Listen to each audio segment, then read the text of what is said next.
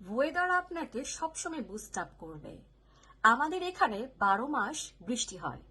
আজকে sunny day, so আমাকে তো বুস্ট আপ করেছে।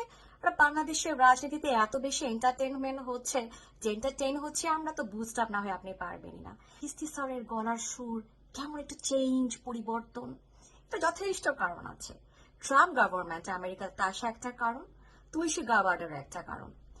কিছুদিন আগে জামাতের আমির আতিবিতে বলেছে যে বিএনপি যদি সরকার গঠন করে তাহলে তাদেরকে, জামাতকে বিরোধী দল হিসাবে বিএনপি দেখতে চায়। মাস্টার মাইন্ড মাহফুজ বলেছে যে সশস্ত্র বিপ্লবের জন্য তারা রেডি, কোনোভাবেই আওয়ামী লীগকে ক্ষমতায় আনতে দেওয়া যাবে না।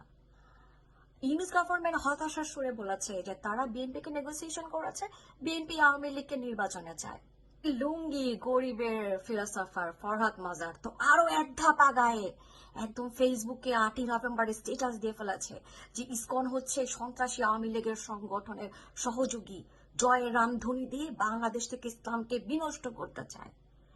এরপরে পরশুদিন তো দেখলাম জড়ায় ধরে ফুলের মালা ধরে নুয়ে পড়েছে একেবারে, একদম যেন নবদম্পতির ফুলের মালা বরণের অবস্থা। এত হতাশা হলে হবে ইউনুস স্যার? একটু এন্টারটেনমেন্ট হচ্ছে, হতে দেন না, সার্কাজম আর একটু হোক। না না না না, এত সহজ হলে হবে না, এত তাড়াতাড়ি গিভ আপ করলে তো হবে না।